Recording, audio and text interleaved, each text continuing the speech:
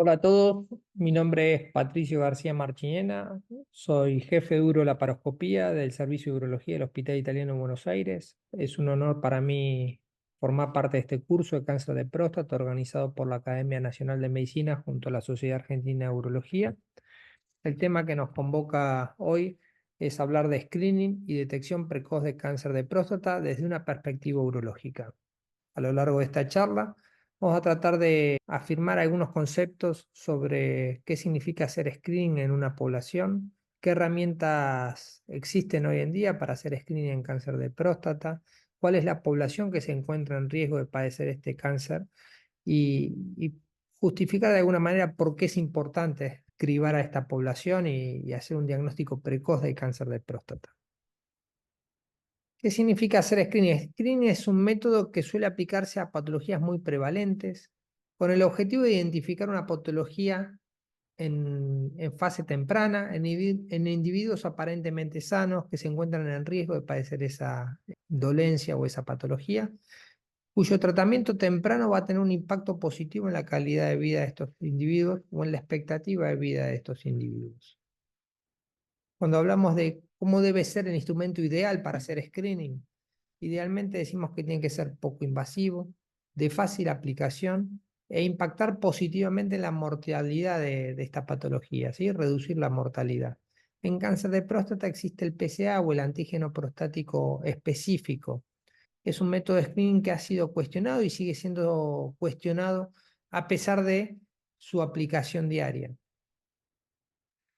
Bueno, desglosando un poquito estos conceptos sobre cuáles son las patologías que debemos aplicar, estudios de cribado o screening, decíamos que debe aplicarse en patologías altamente prevalentes. Y si hablamos de cáncer de próstata, los datos a nivel mundial que nos brinda la Organización Mundial de la Salud a través del registro Globocam, decimos que el cáncer de próstata en incidencia es el más frecuente en hombres en más de la mitad de los países. 118 de 185 países registrados presentan a la cabeza de incidencia el cáncer de próstata con 1,4 millones de casos nuevos por año.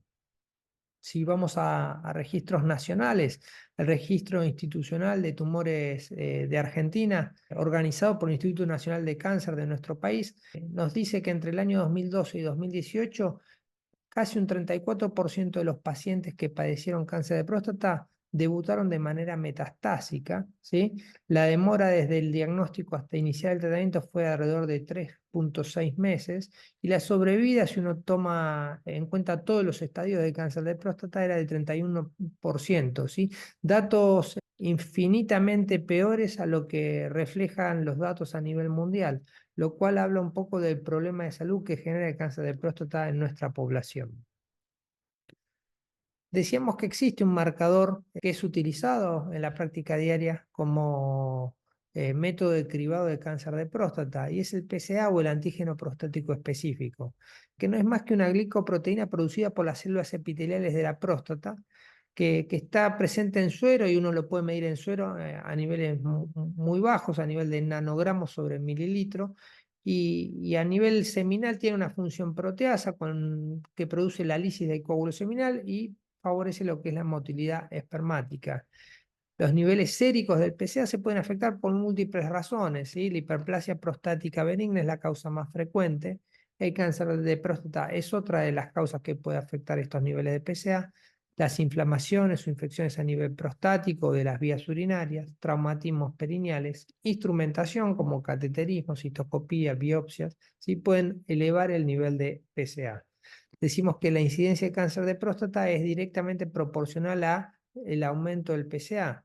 Pacientes con niveles de más de 10 nanogramos sobre mililitro de PSA tienen un 67% de chance de tener un cáncer de próstata en una biopsia.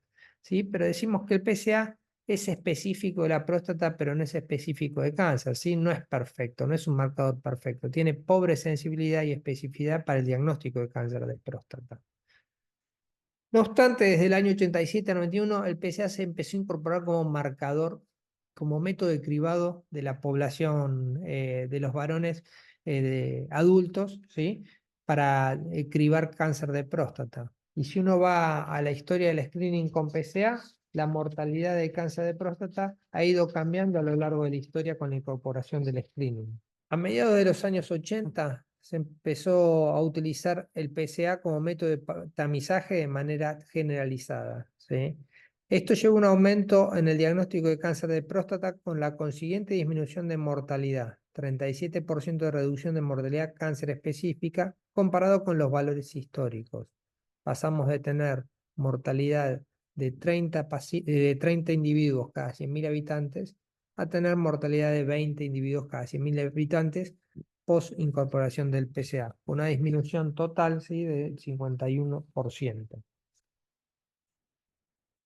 Cuando hablamos de disminución de mortalidad, bueno, ¿qué estrategias tenemos hoy en día para disminuir la mortalidad por cáncer? Teniendo en cuenta los 4 tumores más frecuentes del hombre y de la mujer, tenemos estrategias que apuntan a lo que es prevención primaria, como es en el caso del cáncer de pulmón, donde las campañas antitabaco, la concientización del daño que produce el tabaquismo, impuestos, acceso restringido a menores a tener acceso al hábito tabáquico, hacen que desde los años 90 a la actualidad haya disminuido un 51% de cáncer de pulmón en el hombre y un 26% en la mujer. Pero no siempre uno cuenta con estrategias de prevención primaria. Y acá aparece el screening como estrategia de prevención secundaria que a nivel de cáncer de colon y recto, la videocolonoscopía ha logrado disminuciones de un 53% en la mortalidad de cáncer de colon y recto en el hombre y un 57% en la mujer. La mamografía ha reducido un 40% en la mortalidad de cáncer de mama. Y la incorporación del PSA, según datos epidemiológicos, ha producido una caída en el 52% de la mortalidad por cáncer de próstata. Teniendo en cuenta los años 2001 al 2010, ¿sí?, el cáncer de próstata fue el tumor en el varón con mayor reducción en mortalidad anual, del 3,4% por año, mayor que en pulmón o en colon, que era de 2,5 a 3% por año de reducción. Si uno tiene en cuenta toda esta historia, en el año 90 aparece un marcador que empieza a utilizarse de manera generalizada como método de cribado de cáncer de próstata. Ese marcador logra impactar positivamente en la mortalidad por cáncer de próstata. Al año 2010 teníamos una reducción del 52% de la mortalidad. Estábamos ganando, ¿sí? Era una historia de éxito. Sin embargo, la aplicación del PSA en el año 2010 empieza a ser cuestionada. Se produce un fenómeno de estancamiento en las curvas de mortalidad. Esa caída que era tan abrupta parece empezar a detenerse en el tiempo y empieza a hablarse de sobrediagnóstico y sobretratamiento del cáncer de próstata, sobre todo teniendo en cuenta que se estaban diagnosticando muchos tumores indolentes y se estaban tratando muchos tumores indolentes o de bajo grado. Por lo tanto, el screening de cáncer de próstata veíamos que tenía impacto positivo en la mortalidad, según datos epidemiológicos, en la mortalidad por cáncer de próstata, pero se ve opacado por la reducción en la calidad de vida de los pacientes, dado que los tratamientos impactaban negativamente a nivel de disfunción sexual eréctil e incontinencia. Y aparecen estos 3 grandes trials randomizados, ya que los datos epidemiológicos no eran suficientes para proporcionar información sobre si el screening con PSA era útil o no. Estos 3 trials randomizados tenían un primer estudio europeo, ¿sí?, donde se incluyeron 182.000 pacientes con 16 años de seguimiento, un estudio americano donde se incluyeron 76.000 pacientes con 17 años de seguimiento y un estudio sueco donde se incluyeron 20.000 pacientes durante 18 años de seguimiento. El primer estudio era el estudio europeo, que era un ensayo clínico randomizado y controlado a gran escala, el cual se desarrolló en 7 países europeos, incluyendo a hombres de 50 a 74 años. Logró reclutar 182.000 participantes, los cuales se asignaron aleatoriamente en 2 grupos. Uno al cual se le realizaría screening con PSA cada 4 años y un grupo control al cual no se le ofrecería dicho testeo, examen digital ni cualquier otra prueba realizada en el grupo de screening. El objetivo primario era evaluar mortalidad por cáncer de próstata.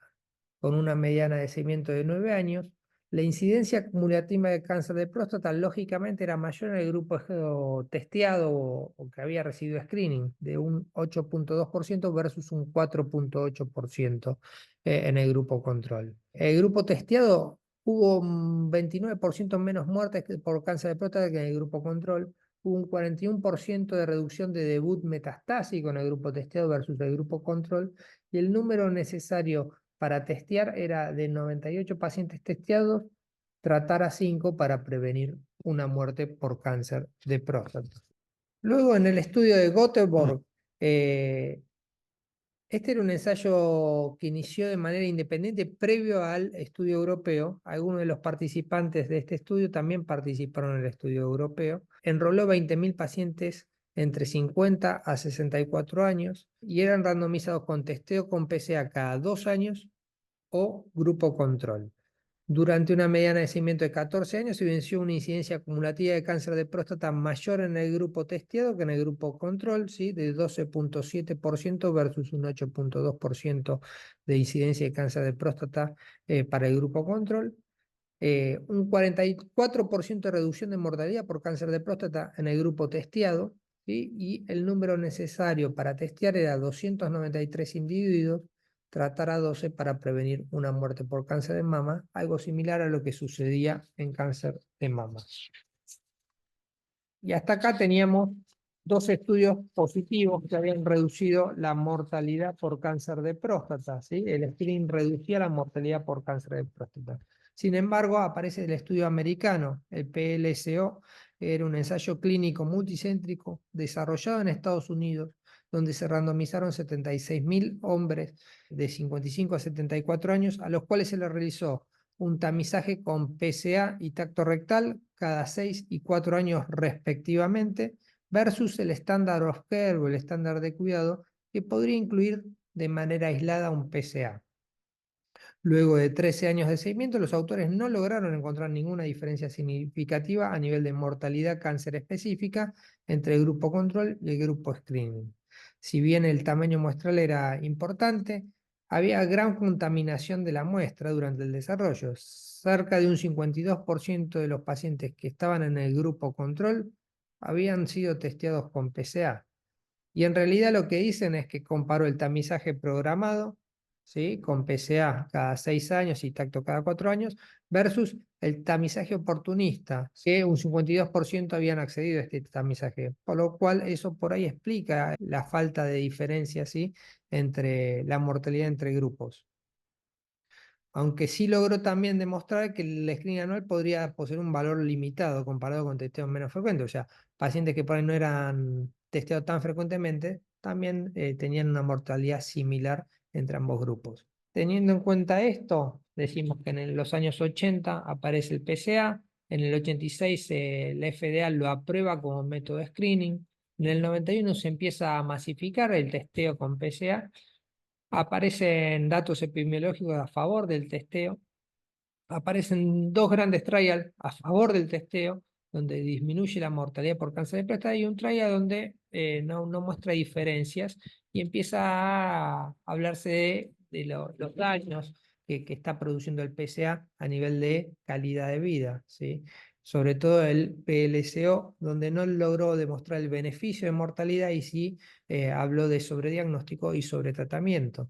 Por lo tanto, tomando en cuenta esto, ¿sí? En el año 2011 las Task Force de Estados Unidos, de los servicios preventivos de Estados Unidos, se manifiestan en contra de la realización de PSA como método de cribado o de screening. Y decimos que entre el año 2012 y 2017 es la era de la prohibición del PSA en Estados Unidos. Esta entidad otorga la detección del cáncer de próstata una recomendación grado D y concluye que los daños que produce el testeo con PSA superan a los beneficios. Hay menor acceso a la prueba del PSA por parte de la población. Las recomendaciones grado A y B obtienen una cobertura total por Medicare sin copago, para que se entienda. Las recomendaciones grado D no tienen por qué estar cubiertas, y en este caso el PSA no tenía por qué estar cubierto, y en caso de estarlo, los beneficiarios realizaban un copago para realizar o obtener una prueba de PSA. Muy criticada esta decisión, ya que en el panel de preventivo, ¿sí? de esta entidad no había urólogos, no había radioterapéuticos, no había oncólogos. Decimos que valoraron fuertemente los resultados del estudio PCLO, ignorando otros estudios epidemiológicos previos. Se asumió incorrectamente que todos los hombres con resultados anormales de prueba de detección se someterían a una biopsia. No tuvieron en cuenta que no todos los pacientes con un diagnóstico de cáncer de próstata se someterían a un tratamiento definitivo. Se ignoró la tendencia en ese momento de realizar vigilancia activa a tumores de bajo riesgo, ¿sí? Lo cual evitaría el sobretratamiento. Tampoco se tuvo en cuenta que el PCLO, este estudio fue realizado durante un corto periodo de tiempo, entonces no revela estimaciones precisas de los beneficios absolutos de la detección a lo largo de la vida. Por lo tanto, esto era parte de las críticas, no obstante la decisión estaba tomada. Y lo que faltaba ver eran las consecuencias, ¿sí? Decíamos que año 86 se incorporó el PSA, epidemiológicamente impacta positivamente a nivel de mortalidad de cáncer de próstata. Año 2011 deja de estar disponible el PSA de manera masiva. ¿Y cómo impactaba esto? Bueno, este estudio refleja un poco esto, el aumento sostenido de pacientes con debut metastásico en Estados Unidos, que era consistente con las disminuciones en el testeo del PSA, ¿sí? 6 versus 9 pacientes en el año 2016 debutaban de manera metastásica, cada 100.000 habitantes, y el número de hombres testeados era del 61% de población testeada en el año 2008 versus un 50%. Teniendo en cuenta estos datos y estas tendencias de que empezaron a verse más casos con cánceres metastásicos al diagnóstico, el grupo de trabajos y de tareas preventivas en mayo de 2017 se retracta de esa recomendación grado D y emitió una recomendación para que los médicos informen a los hombres entre 55 y 69 años sobre los posibles beneficios y daños de la prueba del PSA. Hoy en día, ¿qué dicen las guías? Bueno, hay diferentes guías de UA, NCCN, ASCO, ¿sí? En general lo que recomiendan es iniciar el screening, el cribado entre los 45 y 55 años, con un intervalo que puede ser variable de 1 a 4 años, y sí todas están de acuerdo en no testear más allá de los 70, 75 años, o, mejor dicho, una expectativa de vida de menos de 10 años. Ten en cuenta que la edad cronológica no siempre se condice con la edad biológica de los pacientes. Lo que sí están de acuerdo todas las guías es que la decisión de iniciar el screening debe ser compartida con el paciente. Debemos identificar cuáles son los grupos de más riesgo, ¿sí? Decimos que paciente de 50 años, de raza blanca, sin historia familiar, si tiene un PSA a los 40 años de menos de uno o un PSA a los 60 años de menos de 2, el paciente tiene menor riesgo de padecer un cáncer de próstata clínicamente significativo o de morir por cáncer de próstata o desarrollar metástasis por cáncer de próstata. Diferente es la situación del paciente de alto riesgo, ¿sí? El paciente afrodescendiente, población de raza negra, con familiar o aquel paciente con familiar directo con diagnóstico de cáncer de próstata antes de los 60 años o que haya muerto por cáncer de próstata o haya debutado de manera metastásica por cáncer de próstata o con mutaciones germinales conocidas, BRCA1, BRCA2, ATM, CHEK2, que puedan estar en riesgo de padecer un cáncer de próstata agresivo, ¿sí? Entonces, identificando este grupo de riesgo, podemos identificar a cuál tenemos que testear de manera más frecuente o empezar a testearlo precozmente. En el de bajo riesgo decimos que a los 50 años de manera bianual quizás es suficiente, incluso si tiene un PSA muy bajo antes de los 40 años, podemos pasar un periodo más largo de tiempo, 6, 8 años, sin testear estos pacientes. En cambio, el paciente de alto riesgo, de raza negra, con mutaciones germinales o familiares directos, este paciente tenemos que hacer un screening anual y empezar por ahí a los 45 o 40 años, ¿sí? De manera precoz con el screening. En definitiva, tenemos que balancear esto, ¿sí? El beneficio en mortalidad contra el perjuicio del sobrediagnóstico o sobretratamiento de cáncer de próstata. En este artículo refleja un poco esto que estamos hablando, ¿sí? Sobre sobrediagnóstico y sobretratamiento, ¿sí? Habla de calidad de vida y los efectos del screening en el cáncer de próstata.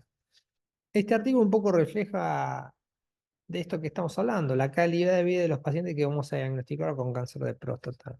¿Sí? No hay duda que el screening por cáncer de próstata reduce la mortalidad. Por cada hombre salvado de morir por cáncer de próstata se gana en promedio 8 años de vida. Sin embargo, 23% de esos años de vida ganados se pierden debido a la disminución o deterioro en su calidad de vida, ¿sí? Principalmente dado por los efectos secundarios del tratamiento a largo plazo, incontinencia e impotencia básicamente.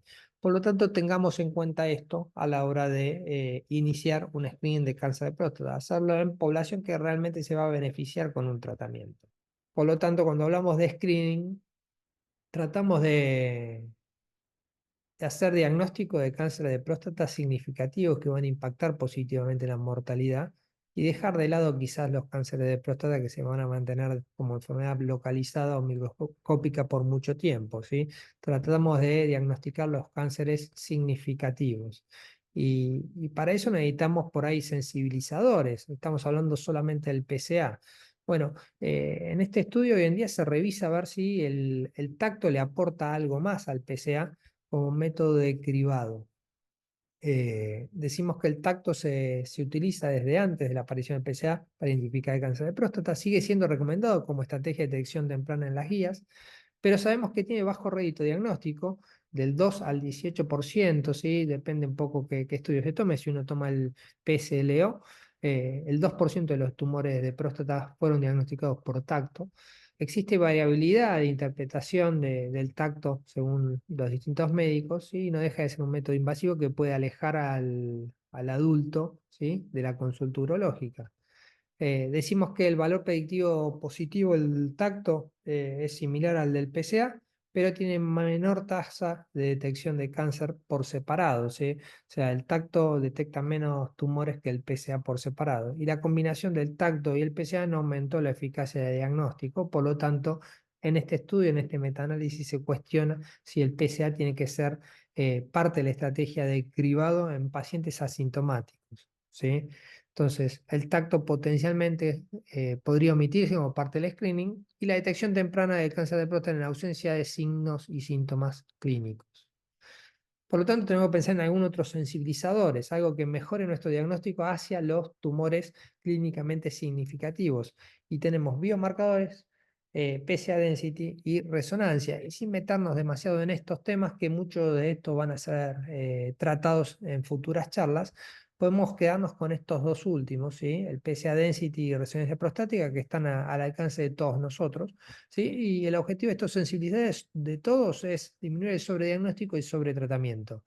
El PSA density con un valor de corte de 0,15, podemos definir si tenemos más o menos riesgo de cáncer de próstata significativo y la resonancia a través del PIRADS lo mismo.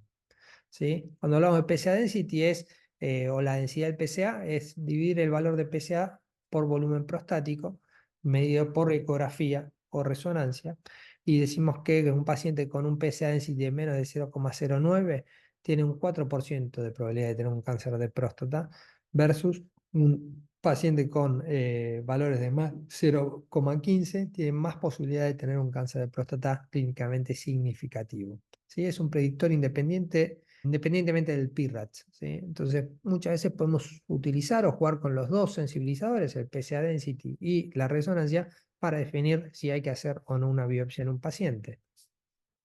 Decíamos que la resonancia es otro elemento que se incorporó, ¿no?, a nuestras herramientas diagnósticas como sensibilizadores y predictores de encontrar cáncer de próstata clínicamente significativo, ¿sí? Tiene una sensibilidad del 87 al 99% para encontrar ISUP 3 o más, o sea, tumores de próstata de más de ISUP 2 o más son clínicamente significativos. Bueno, es muy sensible para encontrar este tipo de tumores.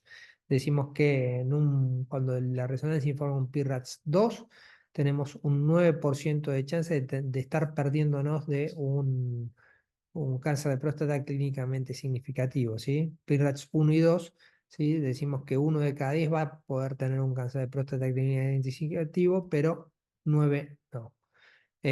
Cuando hablamos de un PIRADS 5, 85% de estos pacientes van a tener un cáncer de próstata clínicamente significativos en una biopsia. Por lo tanto, vamos a tenerlo en cuenta a la hora de definir la necesidad o no de realizar una biopsia. En conclusión, decimos que tener siempre presente las 5 reglas de oro del screening, ¿sí? Es obtener un consentimiento, toma de decisiones compartidas, empezar a hablar sobre el screening, sobre los riesgos, los beneficios entre los 45 y los 49 años, estratificar el riesgo de criba y adaptar los intervalos de control según la edad, antecedentes y PSA previo del paciente, no hacer screening que no se van a beneficiar, tener en cuenta la edad biológica más que la cronológica del paciente, no realizar una biopsia sin una razón de peso definida, repetir antes un PSA, ver si hay que hacer algún biomarcador, tener en cuenta el PSA density, PSA velocity, o sea, el PSA libre total, la resonancia, ¿sí? A la hora de definir o no hacer una biopsia, recomendar vigilancia activa en pacientes con cáncer de próstata de bajo riesgo y ofrecer algún tratamiento efectivo, ¿sí? En caso de diagnosticar un cáncer de próstata clínicamente significativo, preferentemente en un centro de alto volumen o alto nivel, lo cual mejorará los resultados del tratamiento y disminuirá los efectos adversos asociados al tratamiento. Desde una perspectiva del urólogo, decimos que el PSA es útil para la detección de cáncer de próstata, disminuye su mortalidad y disminuye el riesgo de diagnosticar casos metastásicos. La recomendación actual es de hacer un screening personalizado, discutido con el paciente, teniendo en cuenta la edad, antecedentes familiares y expectativa de vida. Comenzar a los 50 años para la mayor parte de la población y la población que tenga mutaciones germinales o historia familiar, bueno, por ahí empezar a los 40, 45 años, adelantarnos a la edad de comienzo del screening. Discutir el intervalo en aquellos con un PSA basal muy bajo, ¿sí? eh, con un PSA basal a los 40 años de menos de 1 o menos de 2 a los 60 años, podemos aumentar el periodo de screening, ¿sí? Por 8 o 10 años, ¿sí? El intervalo va a estar adaptado al riesgo, 2 años para la mayor parte de los pacientes, ¿sí? Evitar el sobrediagnóstico. El urólogo debe interpretar los resultados del PSA según edad, tacto, sintomatología, volumen prostático, antecedentes de los pacientes, utilizar sensibilizadores que ayudan a detectar cáncer de próstata clínicamente significativo, resonancia, PSA density, entre otros, y evitar la realización de biopsias innecesarias. También evitar el sobretratamiento, considerar la vigilancia activa en pacientes de muy bajo riesgo. Muchas gracias.